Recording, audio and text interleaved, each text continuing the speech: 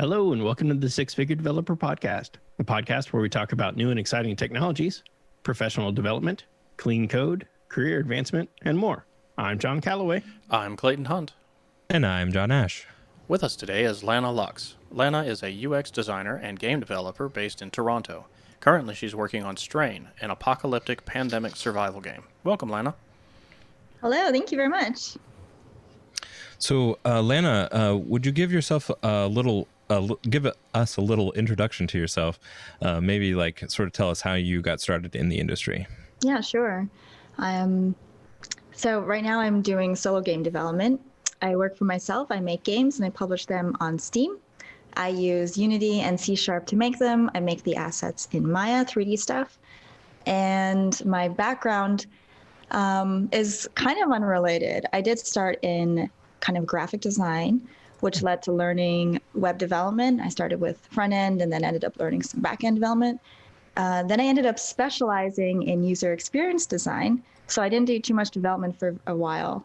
And that was what I was doing before I decided to go full time. I had started doing game development on the side and I loved it so much that I decided to go full time learning how to do it. I made a game in 2018, spent 10 months. It's called Don't Notice Me. It's kind of like escape room kind of mechanics, but with a narrative, kind of a comedic narrative to go with it. And that was a huge learning project for me, and it turned out really well. I really enjoyed it, and it was a lot of fun to make. Now, as you mentioned, I'm working on a survival game. Wow.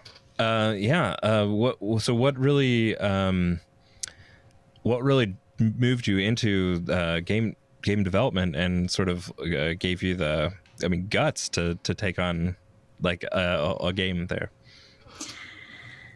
Oh, I don't know. I don't know where I got the guts from, to be honest. I guess, you know what, I kind of did it as a trial, right? So I'd been doing user experience in the banking industry for a while, which I actually really enjoyed. That's something that everybody uses. It was kind of solving problems that everyone experiences, trying to make is tedious tasks more streamlined, more automated, and I really enjoyed that part of it.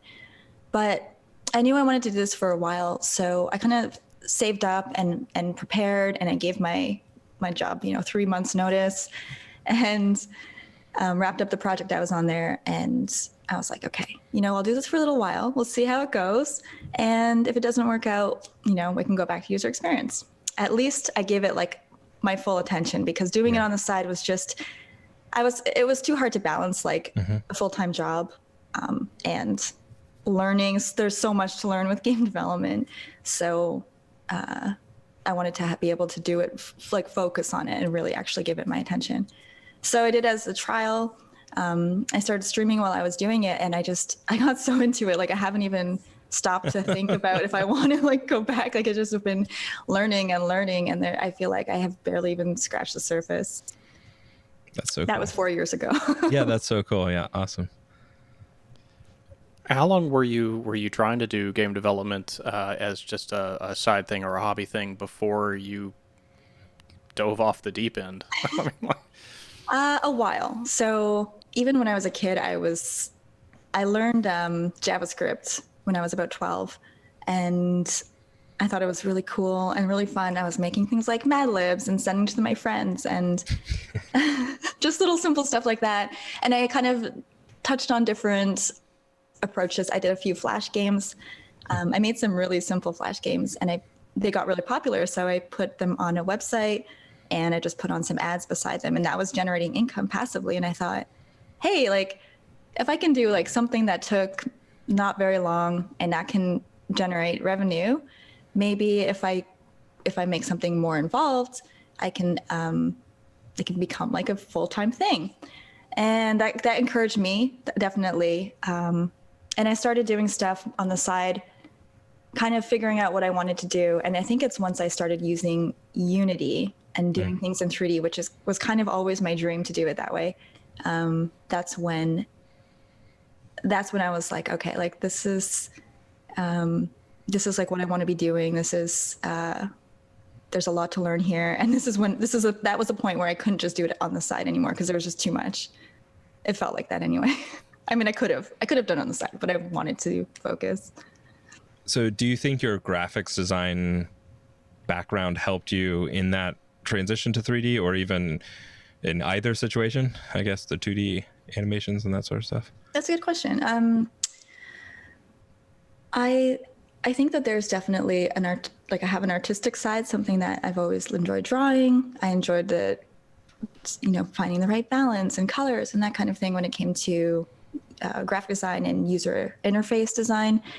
And I think that those types of practices definitely stick in other things that you do. For example, when I was drawing, I would study proportions a lot, whether it was through photos or in real life. I would just analyze things more. Mm-hmm. And I think that really helped with the 3D stuff. But it's funny, you'd think that I would take all of those practices with the graphic design and the user experience design and put them into the game. But there's so many different parts that I don't do it the way I used to do it. I'm always I want to do more. I need to do better. I need to do more UX stuff. So yeah, it's funny how it transitions between the two. Cool. Yeah, I've always wanted to learn how to program games. I've always wanted to learn how to create games in software, using software. When I was a kid, 30 years ago, I had my parents buy me the big, huge C++ book with a CD-ROM, how to get started in game development, game programming, and it was just so daunting, and it was so foreign, and there were so many curly braces, and it was just too much to get involved in that. I never took that plunge. The most I've ever done was a tic-tac-toe program copied out of the back of a magazine into BASIC, and then trying to figure out where I've mistyped something or where they misprinted something. More recently, I've gone through a couple of the tutorials on the Unity website and doing the top-down 2D space shooter and modifying some of the assets a little bit and modifying a little bit of the gameplay. But I'm wondering, is that a good place to start for anyone interested in game development? Is it coming up with a novel idea, a unique idea, and trying to implement that, or just taking an existing game and maybe even a tutorial and learning the mechanics that way? I think starting with the Unity website's a great first step. They know their software well because they made it, and they cover a lot of the stuff that you will want to know when you are making the game, your dream game, or even something basic. My suggestion to people, based on my own experiences, whether or not I did it myself, this is what I would do if I was to do it again, would be to go through the Unity website, learn what they are teaching you on there. And as you go through it, you may come up with a fun idea, I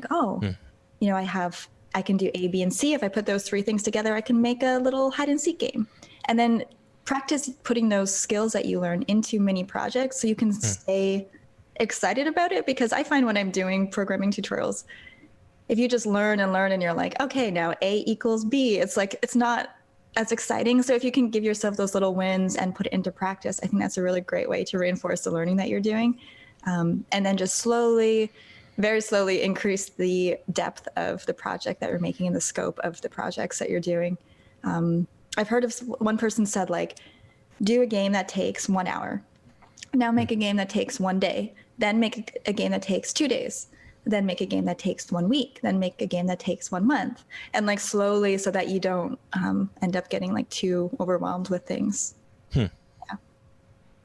Yeah, similar to John, I have been trying to make a game since 93, 94 with a similar C++ game development book. Started just writing straight C++, accessing the memory for the video card directly at B8000 is the hex address for the memory. And then I got overwhelmed because I realized I've got to create all of the art. I've got to create all of the sound. I've got to write all of the code.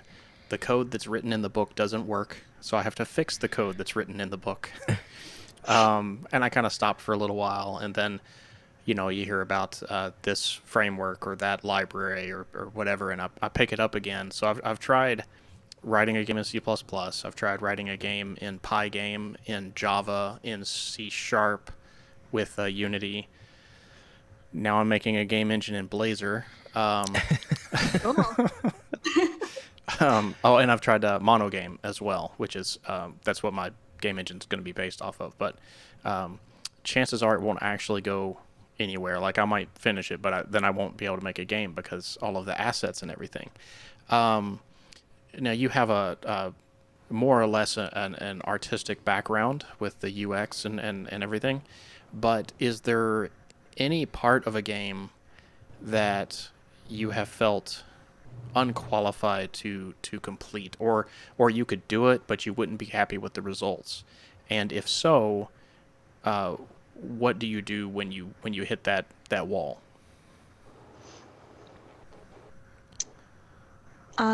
There's so many parts to making a game, and all of them are really fun and exciting, and it's so hard to not take them all on. And I already take on more than I probably should. Like you're saying, to do the code and the assets and the music and everything is a lot. It's really overwhelming, but they're all fun to do.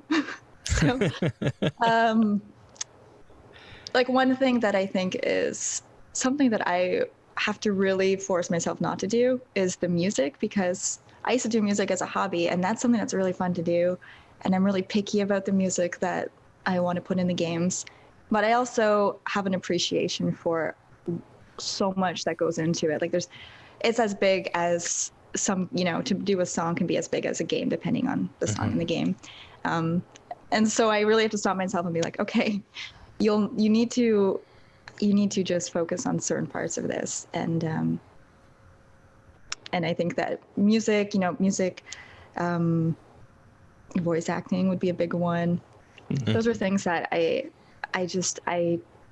don't think it's worth me doing those myself for the games I make. At least not now. Maybe one day if I have things like streamlined, or I have a library of assets I've made or that I like using, then sure, maybe I can start branching out. But for now, I think that's something I'm going to just stay away from.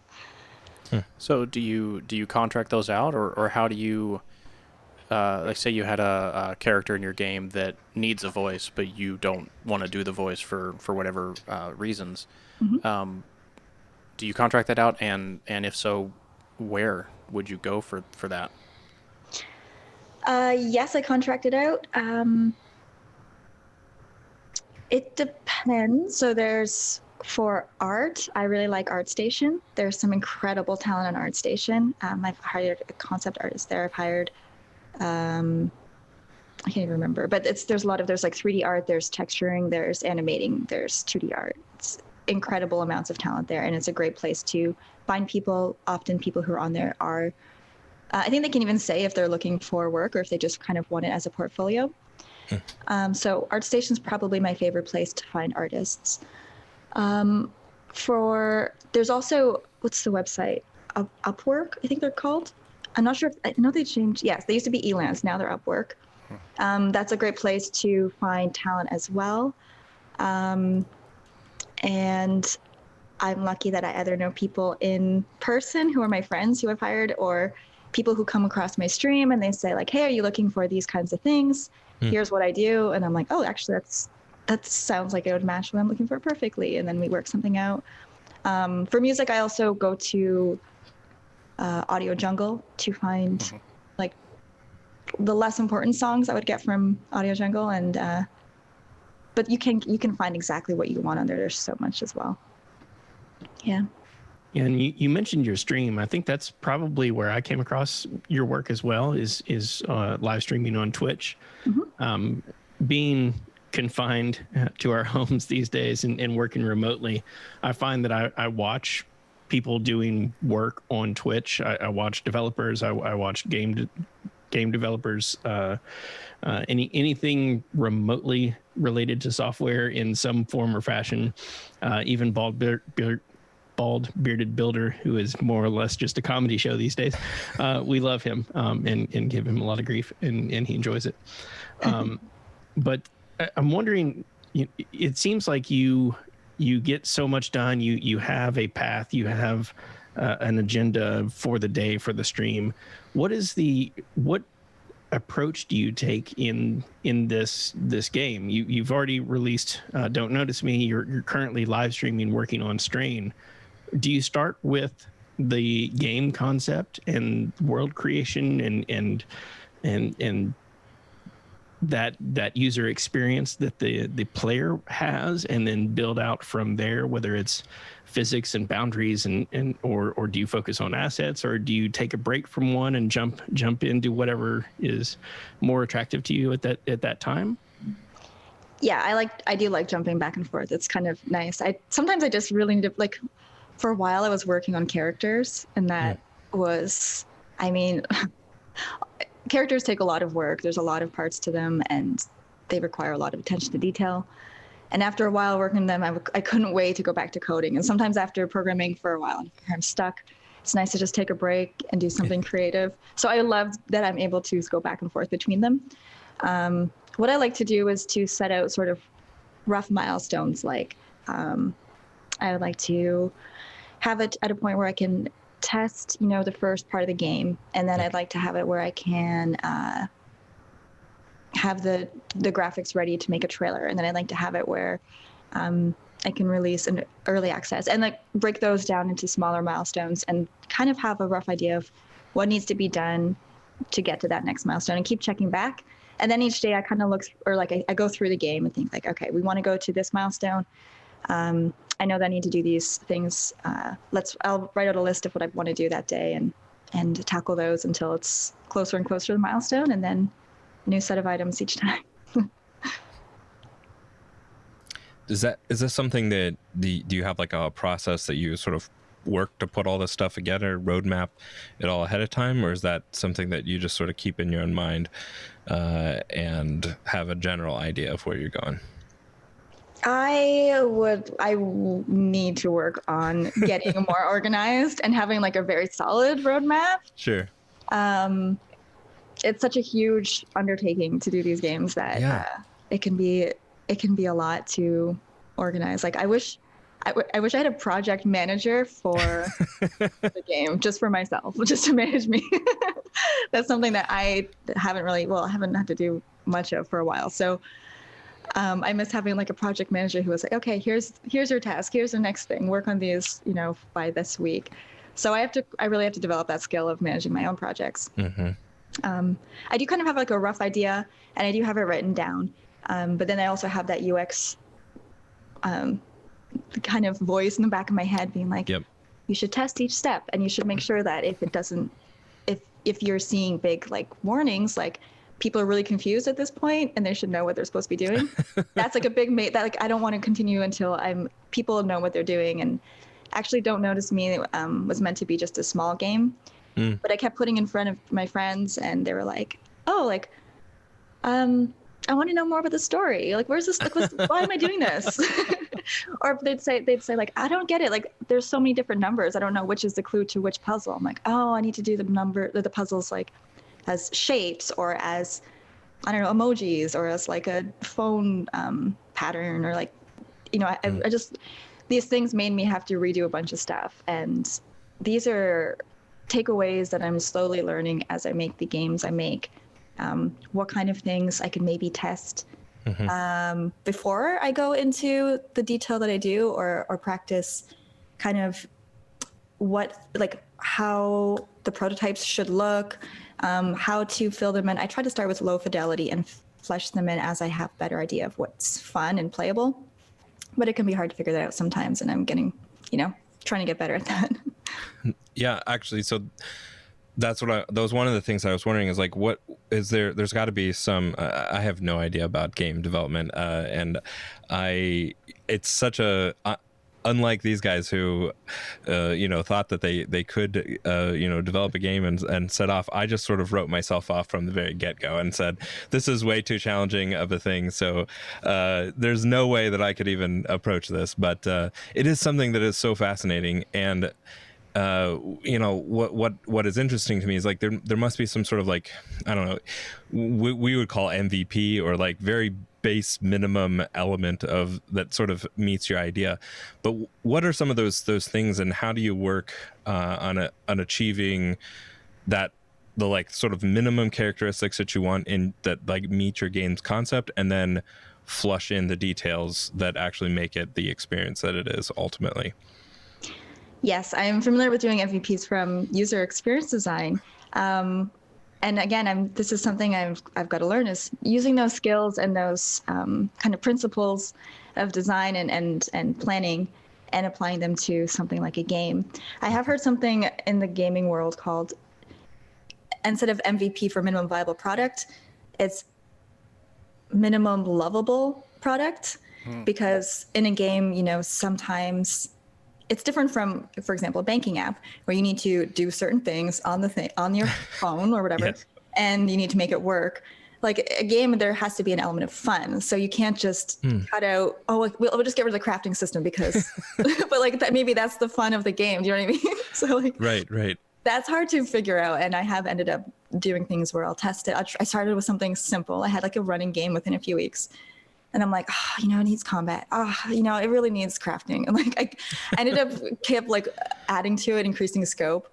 And I am actually eventually getting to a place where it's like the vision that I would have, like my dream vision for the game. And I guess that's good that I'm doing it little by little instead of all at once, but there's trade-offs for that too. So it's something I'm learning, I guess.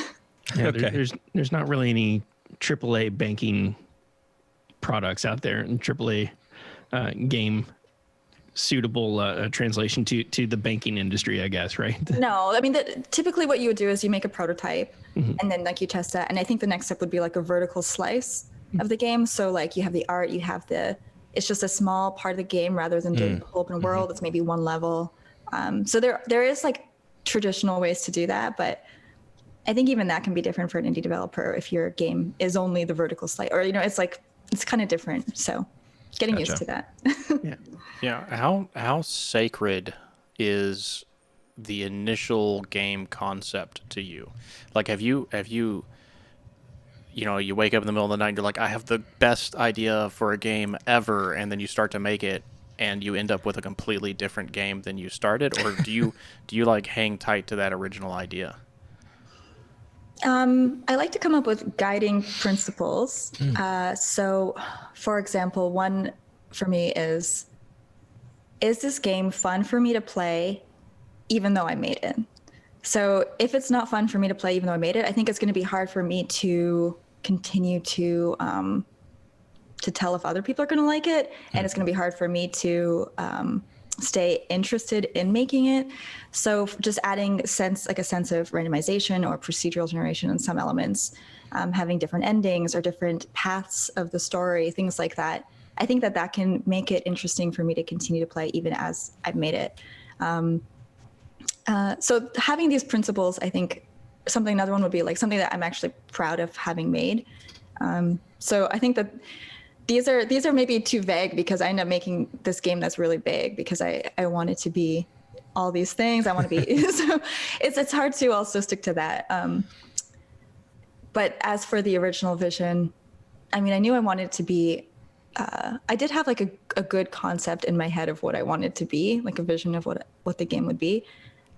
As for the mechanics, those things I'm super flexible on because I do want it to be fun, and that's really important. And if what I envision to be fun isn't fun, then I need to make changes. I don't want to put a game on that's not fun. So 50-50. I'm not sure exactly how sacred that initial vision is.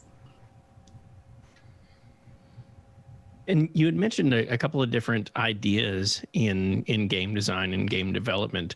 How much of that is provided by Unity these days? And how much do you have to go in and write all of the custom code for physics engines and collision detection and story navigation and state management and things like that? Or is that something that the game developer needs to know about, needs to care about, needs to be familiar with? Or is that something that the game platforms these days are managing for you? Or is it kind of a mix of both? That's a good question. You guys both, two of you guys mentioned that that you wanted to get into game development, but it was so overwhelming, and you had this giant book, and there's so many parts to it. I felt like that too, which is why it took me so long to actually go into this. I thought that, you know, I would never have the patience to learn all of those things, and I did end up making like a point and click adventure game using just JavaScript as practice, because I thought, you know, this is kind of a way to go about it. Then when I tried Unity, I thought, like, all of the hard parts are taken care of. I can just focus on basically giving instructions of putting things together. Do you need to, like, if you have background knowledge, for example, Unity takes care of the physics engine. So it has physics built in, it has collision detection built in, it renders the graphics, obviously the 3D stuff. So that's very complicated things. And there's a lot of work to take on if you're going to do that yourself. So to see that a lot of this stuff is taken care of for you is so encouraging. Obviously, if you have knowledge in these things, it helps a lot because you'll pick it up quicker. You'll know how it works. You'll be able to be really efficient with it. And you'll know what to look out for. Like, I came into that not really having an understanding of a lot of those things. And sometimes I'm like, oh, that's how that works. Oh, okay, now I get it. But I think if I had a better understanding beforehand, I could approach it better while learning it. And I definitely think it would give you a boost in the speed that you learn it at. What are some of those gotchas that you learned in your first or some of the biggest ones that you encountered? Learning the order of operations that Unity does was a big one. I mean, like, you should learn that early on, hopefully. But even just like reminding yourself, like, oh yeah, for example, at first it's on awake, then it's on start, and the updates works like this, and the fixed update works like that. Like, those kind of things are the things that you would hopefully learn at the beginning, but they also make more sense. They made more sense to me, at least, as I learned other parts of how things work. Playing with like freezing time and resuming time, and just kind of the more you work with these lighter elements of the game development, the clearer the more complex things become. I can't think of anything off the top of my head that was like, even just for example, recently I've been working on characters, as I mentioned, and the hair, like the pieces of hair have a texture on them, but because they have transparency, they're rendered a certain way. And like, you can see the 3D shape of the hair behind in a way that's, or like in front of the hair piece that's actually physically in front. And like, it turned out really weird. So I had to go in and actually learn a little bit about how Unity does render the materials and the mesh, and like the order of them. And I had to learn that in order to write something to make it go like this hair piece, then this hair piece. So it's not like weird, because it was really weird. So those are some things that come to mind. Okay. Yeah, that's what I really appreciated about the 2D space shooter tutorial, is that the way it was written, the way it was lined, kind of the way it was written, and the way you walked through the code, and the way you developed the scenes and overlaid the graphics and managed the collisions, and when the spaceship leaned to the left and leaned to the right, and how it applied the overlays on that. It was really interesting and allowed me to change the skin of the spaceship so it looked more like the thing that I wanted, the thing in my head. So the quality of those tutorials, and it seems like the helpfulness of the community out there, because when I ran into problems because I mistyped something, or I wanted to better understand something, it seemed like there was a lot more help out there in the Unity community to help you get past those stumbling blocks. Yeah, I find that the Unity forum and answers can be a great place to learn things. And it's been a pretty popular engine for people who are starting off. So not always, but most of the time when I come across a problem, there is somebody who's had the same problem, or some sort of solution or suggestion of where to dig into things.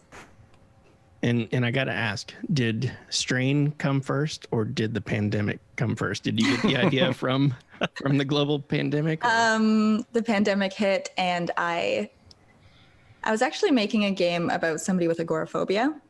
So somebody who the main character had a fear of being around people or going outside. And when the pandemic hit, it was like, okay, it's going to be weird if people are going to be so used to avoiding each other because of pandemic that it's going to be so weird for people to play a game where they're avoiding people for a different reason.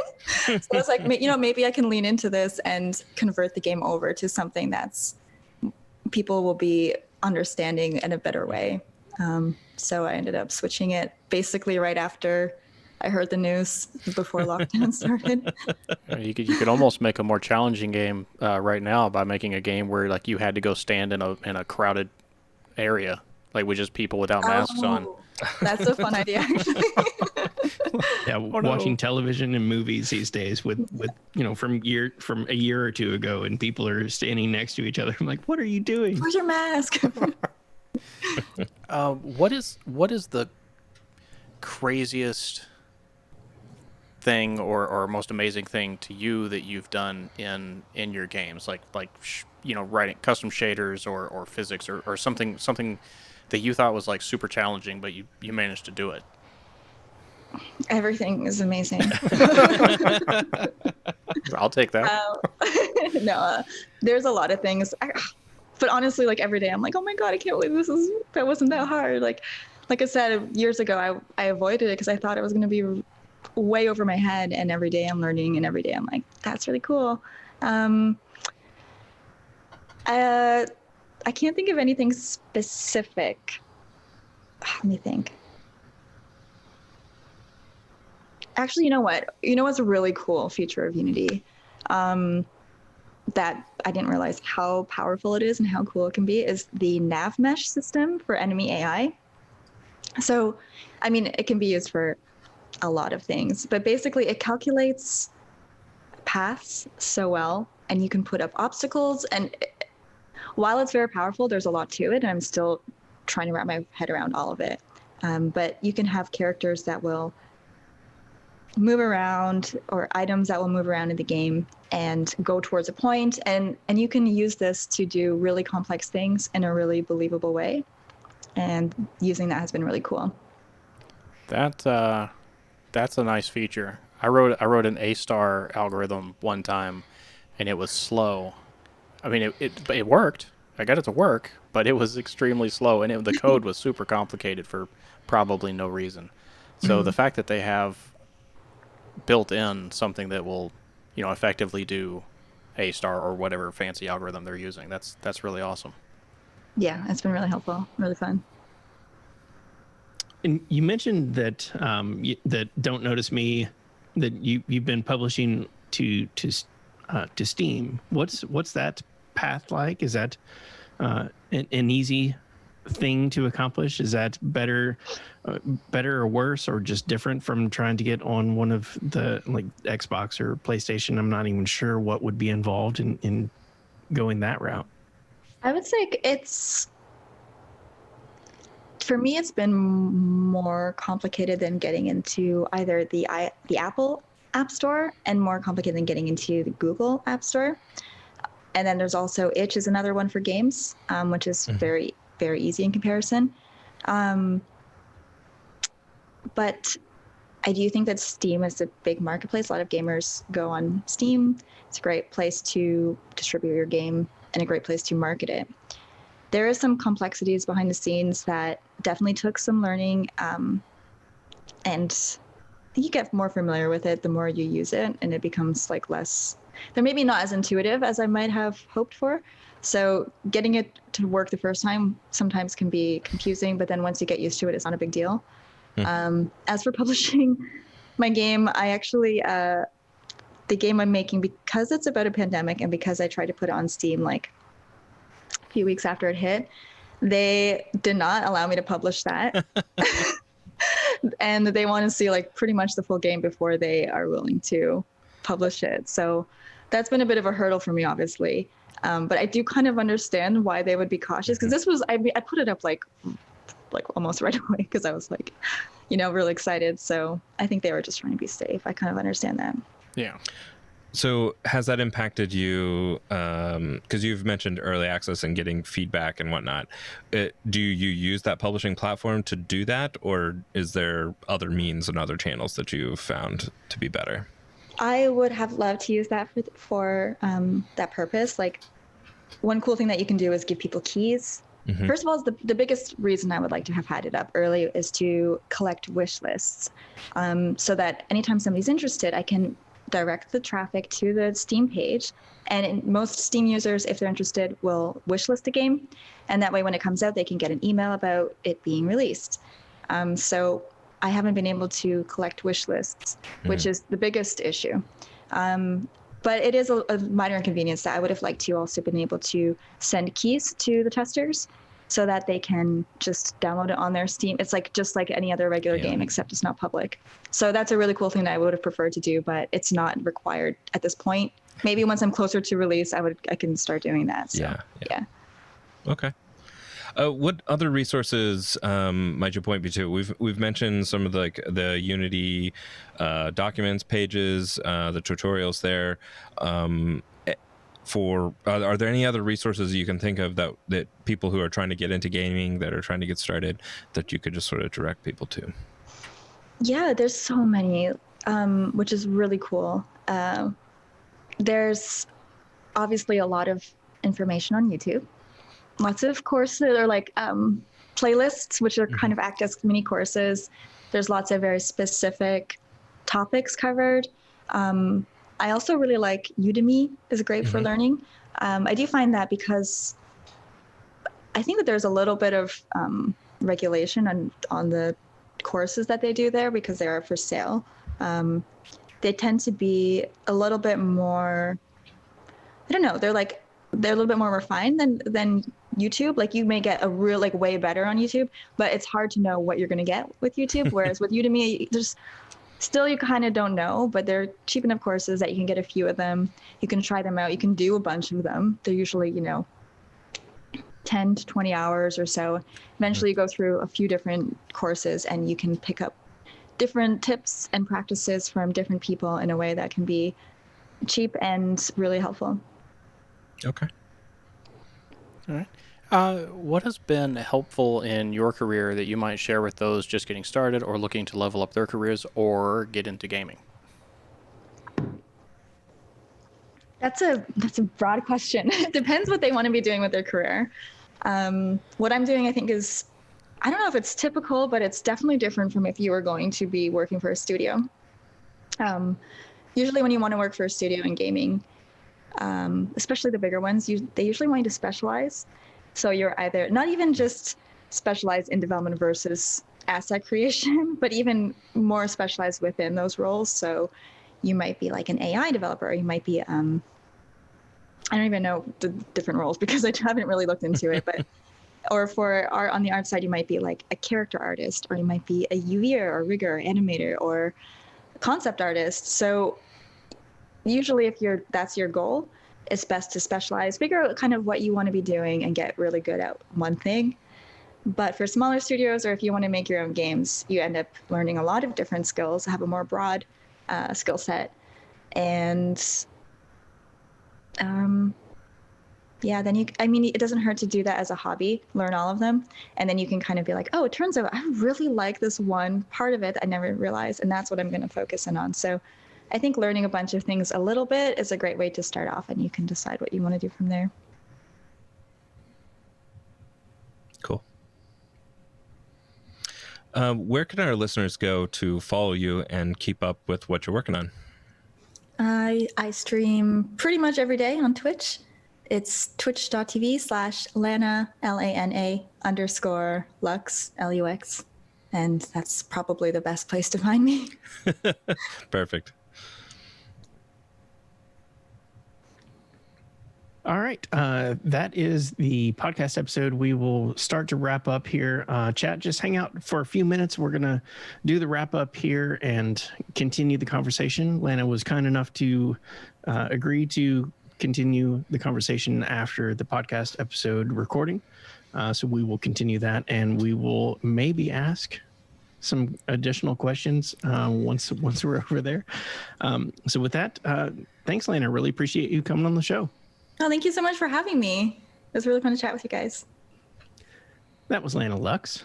Lana is a UX designer and game developer based in Toronto. Currently, she's working on Strain, an apocalyptic pandemic survival game. That's a hard word. It is. It's a mouthful. If you like this episode, please like, rate, and review on iTunes. Find show notes, blog posts, and more at sixfiguredev.com. And catch us live each week on Twitch and follow us on Twitter at sixfiguredev. This has been another episode of the Six Figure Developer Podcast, helping others reach their potential. I am John Calloway. I'm Clayton Hunt. And I'm John Ash. And that is why we heavily edit the episode. Okay, so the episode recording has finished, and now we're kind of in free-for-all. I'm going to turn on the drop game for anybody who wants to play. And chat, feel free to ask questions. We'll try to get them surfaced. Do we have the feature chat? It wasn't letting me log in earlier. So Tapir2342 asks, what is your favorite animal? And if it's not a tapir, why not? I'm pretty sure Tapir already knows that a tapir is my least favorite animal. They're just rascals, those animals. Sounds like there's a story there that we might have missed that one. It's just because his name's Tapir. Yeah. There we go. Featured chat's working now. Dragging the wall. Why am I dragging the wall? So you had mentioned earlier that you did some Flash animations and a couple other things. I'm assuming Unity has been your favorite development platform. Have you tried any of the other platforms that have come out since Unity? Like, I can't remember the name of it, but there's another C# platform that's Godot. Godot. Mm-hmm. Yeah, have you tried that one? I have not tried Godot. I've heard good things. People have a lot of great things to say about Godot. And I haven't actually even tried Unreal, which is probably Unity's closest competitor. But they're doing a lot of cool stuff, and I'm wanting more and more to try it, like every month. I hear the license on Unreal can get real bad. Can get like Unreal. it's like well, yeah. I don't know how well your games do. If I think if your game makes over a certain amount, then you have to pay them like $1 million or something like that. They used to take a royalty. So Unreal used to take a royalty, which I wasn't a big fan of because, Steam already takes a royalty. So every sale, they take a percentage, which, it gets smaller and smaller, and you put so much work in. It's hard to give that percentage away. But now they've recently changed it. Once you make $1 million on your game, then they charge you. It's free up until then. I'm not sure exactly how much they take after that point, but I think that's like a pretty good kind of. It's a good entry point for anyone starting off with game development, right? Okay. Yeah, that's where the $1 million came in. If you make $1 million, then they start taking. Yeah, no, like the Apple App Store and things like that, we're taking 30%, or Steam was a percentage, maybe even up to that as well. Mm-hmm. Yeah. Everybody wants their cut. Yeah. Yeah. How long? So you mentioned make the 1 hour game, the 1 day game, the 2-day game, the 1 week, 1 month. What level is Strain at this point? Is this a multi-year effort, or is that? It is approaching a full year. As I mentioned, Okay. I started lockdown, so I think March 10th was the day I decided to kind of go with this whole project. I took some pieces from the one before that I mentioned, but at this point it was mostly a new game. So it's been almost a year. It's been a big project. Do you have a book of these projects, or like a whole backlog of them, or is these just like the few that have come to you? I have started many projects for my life, like so many projects, many games, apps, etc. eventually I did realize that finishing something is important, as an important part of a project. So once I like kind of got into, actually a bit before Unity, I did finish an app before a game that I put on Apple and Google Play and stuff. But once I kind of made this decision to make sure I finish things before I move on to the next project, I started doing something that's been super helpful with this, like getting excited about the next shiny new concept. What I do is I put together like a Word document and I write out any game idea that comes to me. I'm like, oh my God, that'd be so cool. What? I should be just doing that. So I'll just sit down and write down the whole idea for that concept, every little thing I can. Even if there's like ideas for art, I'll put in like little mood boards together, that kind of thing. And I kind of get it out of my system. And then I'm like, okay, we have that idea down. Don't think about it anymore. And then when I'm done this project, I'll open up probably a few dozen of these and choose between the top ones to decide between. Yeah. Cool. Do you have any idea when you might be finishing this one? It's hard to say. Like I always think it's around the corner. And I still think it's around the corner. Corsi says, how close. Sorry? Corsi was asking why not something like Trello to keep. So we are seeing some of my friends from my stream coming in, asking me the question that I get asked all day. I use Google Docs, as I mentioned, which I find fantastic. I'm just one person, so I don't need to have like a project management tool. Yeah. I do use Trello a little bit, but I like using Google Docs. Yeah, use whatever works, right? Yeah. It sounds like you've got some project managers in chat now. That's true. They are my project managers. Yeah. That's free labor. Start using it. Yeah.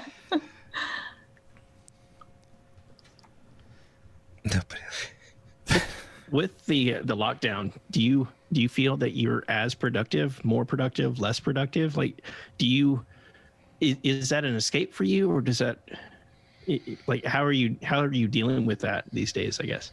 I mean, I would say I'm the same amount of productive, but I have less FOMO because there's not much going on. So I guess it's kind of, in that way, it's kind of like, I don't know.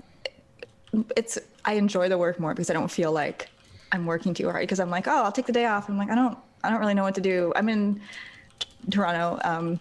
So we've been in like complete lockdown for the year. I couldn't go shopping. I couldn't go to a movie. A lot of the time we're not allowed to see people. So it's not a lot of options. Doing the game development's been a great way to spend my time in a way that I enjoy, and that's productive. Though I do kind of miss like being able to take breaks. I definitely take breaks. It's government enforced focus time. Yes. Yeah, I would imagine that winter in Toronto is a little bit different than winter in Tampa. A little bit. There's a little bit more snow. So I know that you do the Twitch streaming of the game. Do you do all of your development there of the game on Twitch, or how do you manage that time in between? I do a lot of it, especially lately. I do a lot of it. Anything that's going to be really boring to stream, I try to do off stream. So like sometimes if I'm doing like UV mapping, where you have to basically take the shape of the 3D object and just like put it in a 2D space. It's a very repetitive and not very interesting and time-consuming task.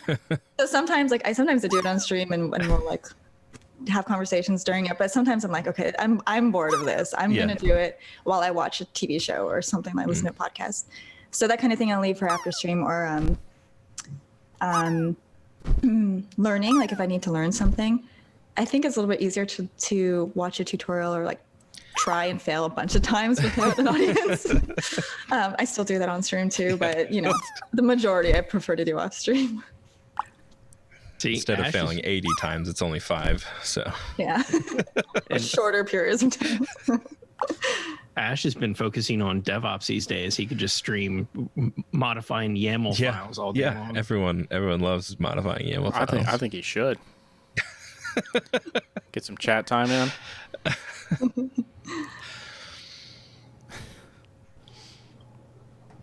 And we didn't even mention, or I guess we mentioned Maya a couple of times, but it seems like we didn't talk about it a whole lot. What has been your experience with it? Is it fun? Is it easy to use? Is there a learning curve there? Because judging from seeing some of the UI work that the three of us have done, we could use all the help we could get. What is wrong with boxes in gray? I dream in gray boxes now. Yeah. Well, similar to Trello, a lot of people ask why I don't use Blender. I don't know if you guys are familiar with the different software. Yeah. Blender's free, is- so But the shortcut keys, right. you take a week off and they just disappear, and then you got to start over again. It's horrible. Yeah, I found a much steeper learning curve for Blender, but there is the cost difference, so that's definitely a perk of Blender. With Maya, I found it wasn't too bad. Like, I tried it years ago, and I was like, oh, that's too much work. But then, I gave it another try. There's so much better resources out there for Maya now, and 3D learning. Oh my God, the stuff I was learning from before was so hard to learn from. No wonder I didn't stick with it. See, There's like fun and interesting stuff now. Like people are doing like comedy and tutorials. It's fantastic. Yeah. You're entertained and you're learning. So yeah, with Maya, there's a bit of a learning curve to kind of get the basics down. But after that, it's really fun because like once you kind of have the general idea, you can start making things, and they're probably going to be pretty rough. They're probably not going to be perfect for optimization in the game, but you start to learn different techniques to make it nice and clean and to do the geometry nicely. But even right off the bat, you can start making things look cool, and that's the fun part. So Yeah, I definitely recommend it. Yeah, I would imagine if it gets the job done, you're productive, and it gives you the thing that you need out of it. I think that's perfectly reasonable. You mentioned music. I'm a bit of a bedroom musician and hobbyist. Cool.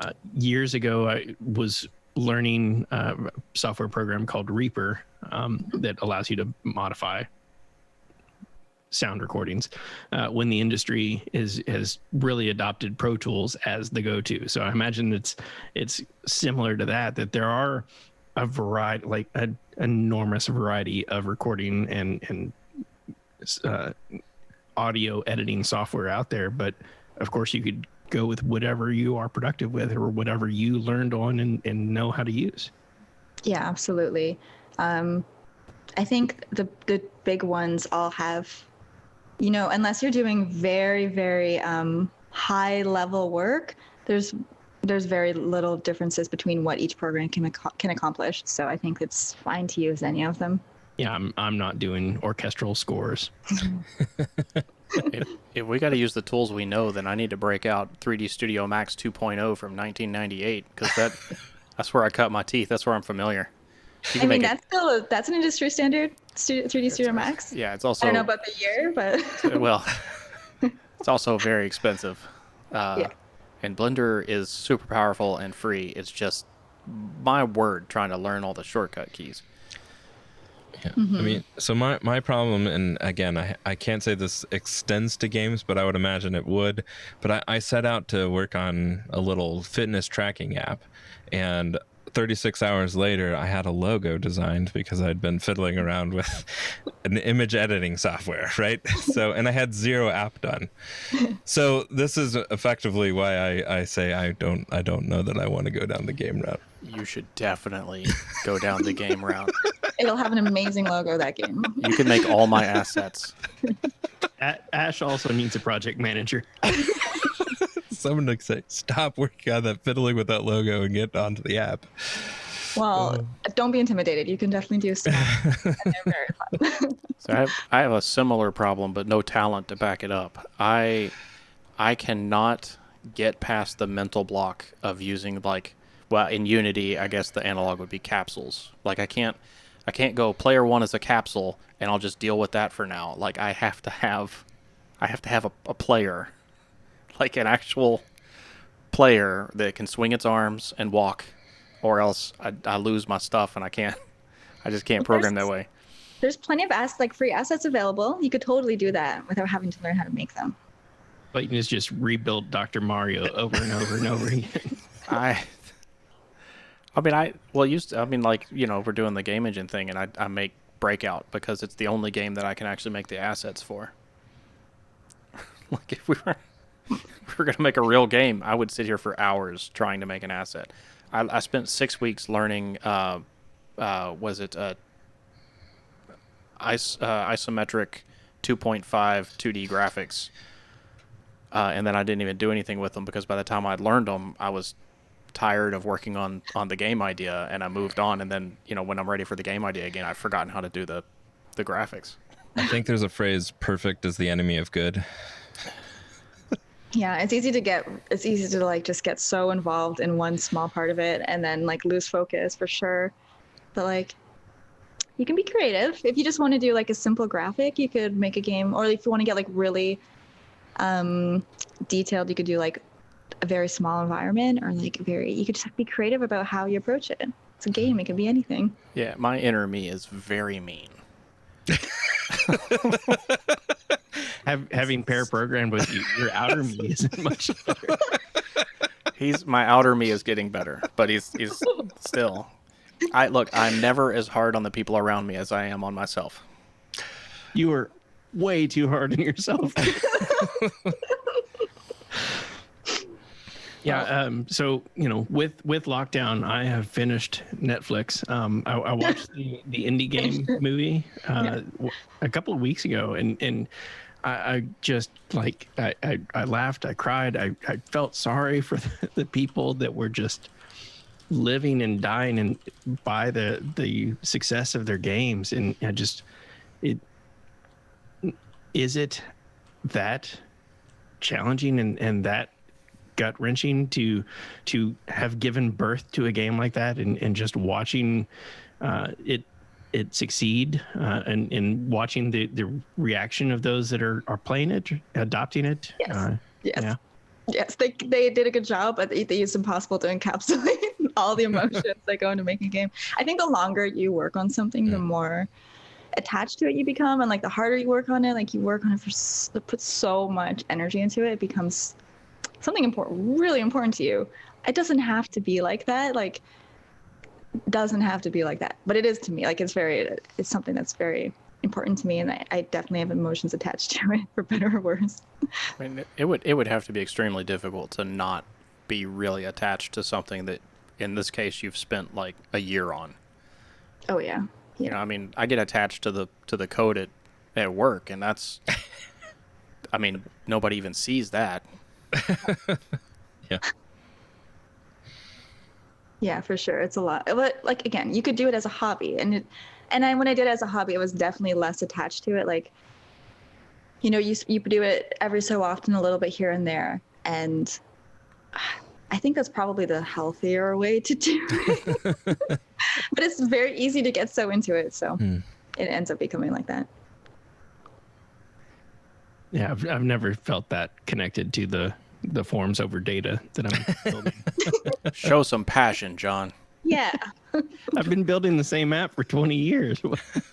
Oh, come on. You must have some attachment to it. Some of those YAML pipelines, though, those are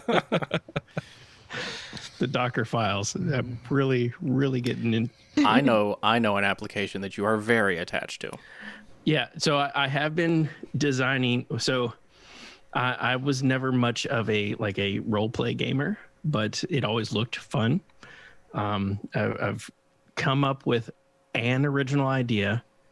No, that's not true either, because it's completely stolen from an arcade game in a bar years ago. There was a horse racing game that you would sit at banks of tables, 4 and 8 players, and you could choose parent horses and breed a foal, and then you raced and trained that horse. It was an arcade game that went out years ago, and trying to recreate that, I've come up with the models of the the data models and so forth. And we just have never. We've worked on it. These guys and I have worked on it a little bit. I've worked on it a lot more than they have, and I've been working on it for probably 10 years and really haven't made much progress in it other than defining the data models. I think we've written some of the breeding routines and some of the training routines, I think. But I was gonna say you've made a baby horse. yeah. That sounds cool. We did some genetic algorithms to figure out what kind of traits the baby horse would get based on its parents. That sounds like a really fun project. Are you enjoying it? Haven't touched it in a couple of months. Back during the start of the pandemic, I think was the last time that I really made pretty good progress. And that was, I think we stopped on training because we wanted to introduce some randomness on the results of a training session. Mm-hmm. And we're doing it test-driven development style. So we were also trying to come up with what would a test look like to facilitate the writing of the code to meet the next criteria. And I haven't been able to sit down long enough to define what the next criteria would look like because I just can't focus at this point. So we'll get back to it and we'll do it again. Well, that's cool. That sounds like a lot of fun. Yeah, when I kind of wonder. So like I haven't completed any games, but I've done development on uncompleted games for 20 plus years. And it always seems like professional game development, like the standards, the patterns, the way that you do it is completely different from professional enterprise development. So like enterprise development, you have test-driven development, you have your hexagonal architecture or vertical slice architecture, or all these patterns and practices that you apply in an effort to make the code as solid as possible, so that nothing that happens is going to affect your code in a way that you didn't plan for, and so that it can be modifiable. Like right. That's the biggest thing. All of those things would also be good in game development. You don't want somebody playing your game to fall through the world. You don't want, when you want to add a new feature, you want that to be easy. So, like, in our heads, it makes sense to apply those enterprise development practices to game development.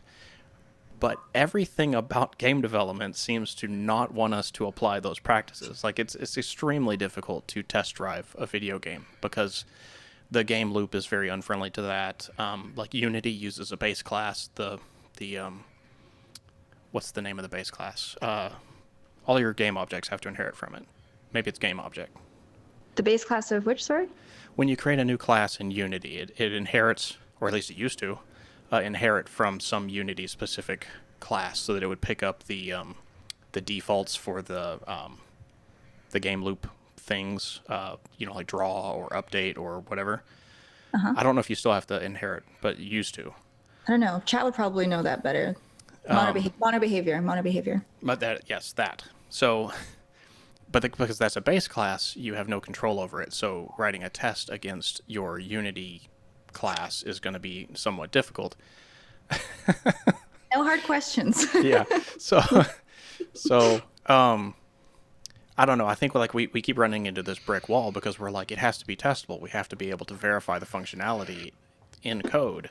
And maybe that's not the process that you would take for game development. Like in Unity, my experience is a lot of the game development is, all right, I'm going to add this property to this Unity script, and then that property will be exposed in the editor window, or the game window, whatever it is, the object window, the class window, I don't know what it's called.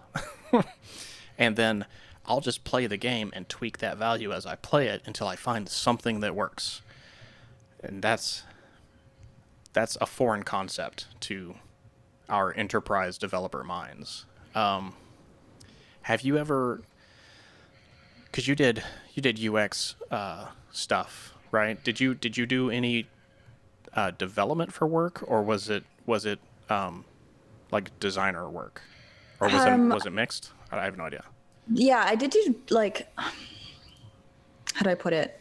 Like, I was the only developer on the projects when I was doing websites years ago. But when I was doing user experience, I didn't really do development, but it was kind of similar. Like it's really hard to apply those same approaches from user experience of like Yes. and especially of like a project that's many people, because you have those resources and it makes sense to go through and like really nitpick and go back and go around and like revisit all the time. But if it's just one person and you're making a game, it's like, I don't know where to. It's like the ultimate user experience design is to make a game. Yeah. Well, and like you said earlier, like you keep thinking that you should apply some of this UX knowledge that you have to your game, but then that's not like the natural instinct. The natural instinct is to kind of play with it until it feels right. So even though it sounds like it would be a good practice in principle, and it is something that like you want a game to have good UX, right? Because if it's bad UX, then nobody will be able to play it because it won't make any sense. Like Final Fantasy, the online one. I don't remember which one's online. They came out like in the early 2000s. The UX for PC was terrible. Yeah, 14. It's 14 now. But like applying those UX principles that you learned in the enterprise may not be directly applicable in your game development because it's just a different world. Yeah, I get questions like that a lot in chat. I'm not familiar with those typical practices that you guys do all the time. But people are like, "Are you doing test-driven development? Are you doing this?" And I'm like, "I don't know. Like, I'm just making it. Just making a game." Yeah. But yeah, I think you could definitely get it'd be really it's already overwhelming. But to put in all those things that you do in a big project, I can only imagine how overwhelming that would be. Yeah, we work in the enterprise. We like to make life hard. All for making it easier, right? Yes, that's the story. We claim we're making it easier. We didn't claim who we were making it easier for.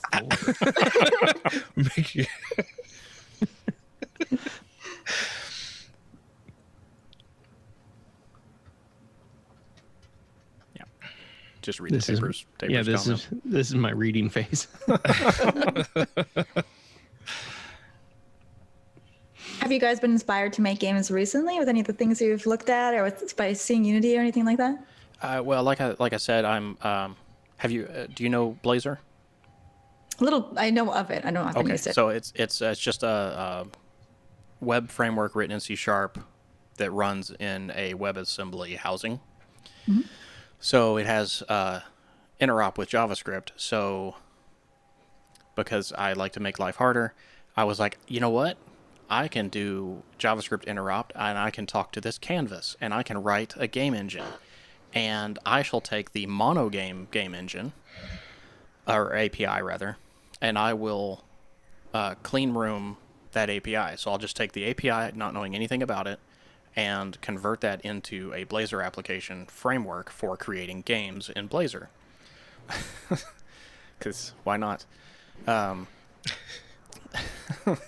And so we've started as part of our Wednesday live stream. We each take a part in the rotation. So like, 1 week it'll be John, and then another week it'll be Ash, and then some weeks it's me. So when I'm on, lately I've been doing my Blazor game project, and in order to create the game framework, we are currently writing a game clone of Breakout. So you just have the paddle and the ball and bouncing it off the bricks. That's as close to game development as I've gotten in a little while. But I do occasionally dabble in Photoshop, Blender. Haven't done any sound design in a while, but I was doing stuff with Fruity Loops. FL Studios now? Yeah. But so that tells you how long it's been since I've used messed Fruity with Loops, don't worry. it. Yeah, 2003 maybe is when it was Fruity Loops. And Cubase and some of those other things.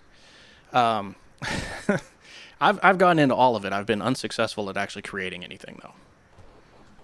I love the concept, but as John will tell you, I also want to make a car, but I want to Yeah, he bought a metal lathe so he can Yeah, make a car. I want to like melt down my aluminum cans and cast the engine block for the car. Doesn't sound that ambitious. It'll likely never get done, but I don't know. I like setting these impossible goals for myself. Yeah. It's fun to tackle different challenges like that. It sounds like a big one. Oh my God, I don't even know where you begin with something like that. They're all big. I've also started writing an operating system in assembly. Sounds very unambitious as well. Yeah, none of it'll ever get done, but it's something to do. Sounds fun. Sounds fun to pick away at, regardless if it gets done or not. Yeah, I want to pick. This is making me want to pick back up the horse racing game, and get past the hurdle, get past the stumbling blocks that we're imposing upon ourselves. Because I think most of the work lately has been just on the API side. We're all kind of web developers by trade, so it's a .NET Core API that I probably need to migrate to .NET 5 now. And there is a React site. There's also an MVC site out there from years ago that I put in chat. But yeah, I think if we can get past some of the stupid hurdles that we imposed upon ourselves and just get something working and then iterate from there. Yeah, you bring up a good point though, that like, especially if a project doesn't take, a month, then the technology becomes, it's like, oh, I got to update. Oh, I got to use a new thing. Oh, like even Unity, like things kept coming out with Unity and people were like, oh, are you using this or using that? I'm like, that sounds useful, but I'm just going to end up like spending all my time adapting the new tech. So I've just tried to like not take on new stuff until the next project. Then I can spend some time learning and like, not have to do it halfway through, because that can be really overwhelming as well. Hopefully it won't be too bad when you're updating yours. Yeah, actually, some of the original breeding code was from 2004, I think, and it's remained pretty much unchanged. It was tested out and written in such a way that it really hasn't. The language has changed around it, but all the keywords are the same. So that's good. So did you end up like learning a lot about horse breeding through making this? I did. I have too much. And I can't wait to see what he's going to show us. And don't Google it either. No, I bought a couple of different books to make sure that I got the terminology correct, because I did make the mistake of Googling horse sex to get the gender terms, and that's I'll avoid it. I can imagine it's. But now I have a list of gender terms for thoroughbred horse races, or for thoroughbred horses, that are family friendly. Are you around horses like? So we all, when we worked together, we were in Louisville, Kentucky, which is where the Kentucky Derby is housed and held, and surrounded by horse farms. Oh, okay. A lot of horses. Bet you probably look at them differently now that you know all this crazy information. Yeah, just since I was on not Since safe that search. Google fateful day. It's not good. Yes, thank you, Sean. Appreciate that. The more you know.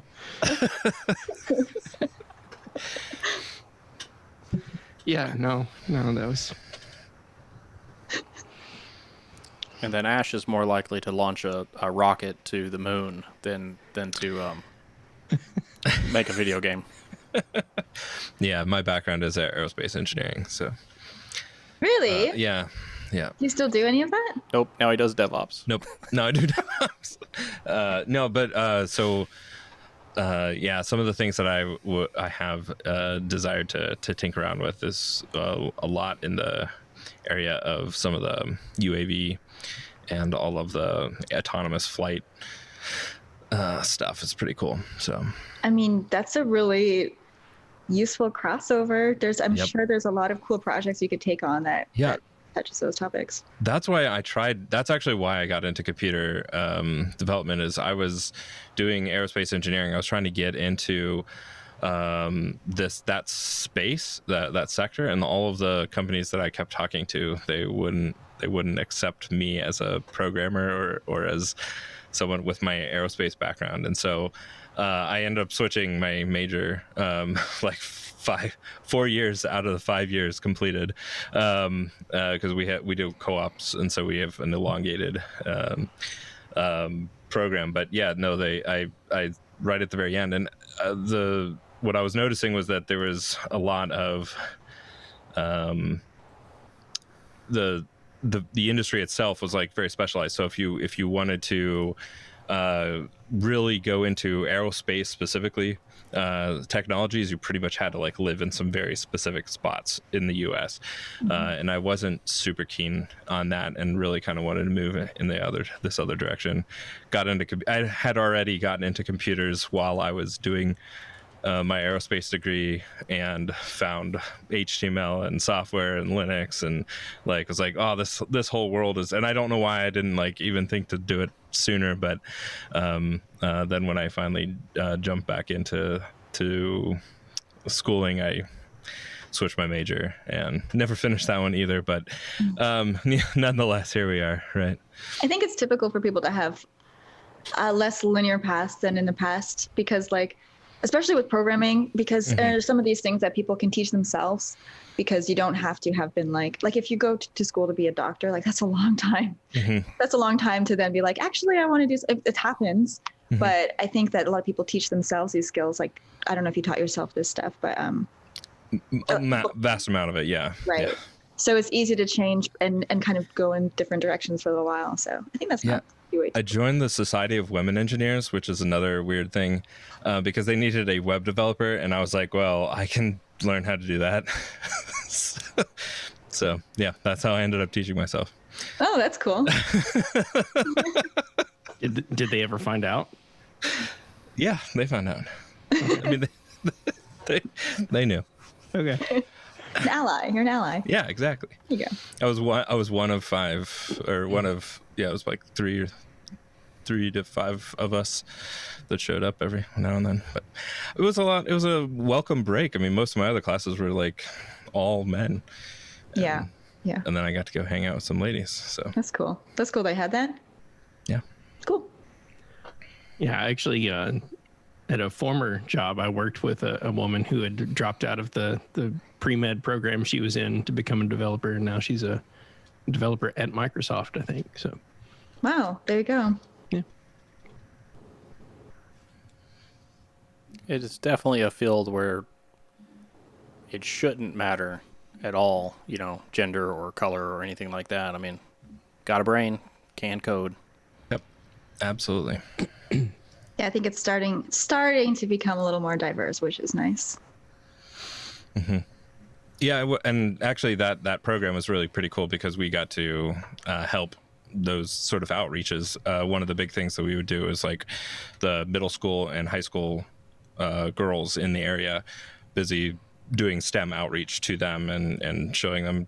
We had one pretty cool day where we like tore down everything. We'd just like collect all of these old things and just like tear them down, and let the girls just like here's a screwdriver, figure out, and let's understand what a toaster looks like on the inside.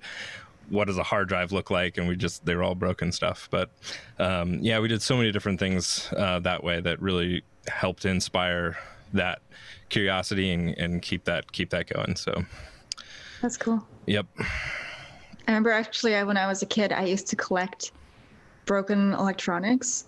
And I was like, maybe if I just take it apart and put it back together, like it'll start working. So I just take everything apart and nothing ever. I could probably barely put it back together, let alone get it to work. I had similar results, but I took apart working electronics. When my parents sent me off, they told me to clean out my closet, and I had 4 tubs like of the big Rubbermaid tubs of like half disassembled electronics and other things. Yeah. I might use this and be able to, get the circuit board off of this and create something else. I used to have a huge fear that if I had a tub similar, and it was always like, if I throw away this power cord, I'm going to need it. If I throw away this bag of motherboard screws, I'm going to need them. I have to keep all this stuff. Yeah. And then I moved like 6 times and it all went away. And guess what? I didn't need it. Yeah. It's only a number of moves before you're like, I haven't used this still. Yeah. I haven't used it yet. Yeah, but 2 houses ago, I totally left behind the 20 computers that I wasn't using. There it Yeah. is. They're There close, it is. close you at never hand. threw it away. He didn't have to get out of his seat for them. They're organized, all of the motherboard screws. Always within arm's reach.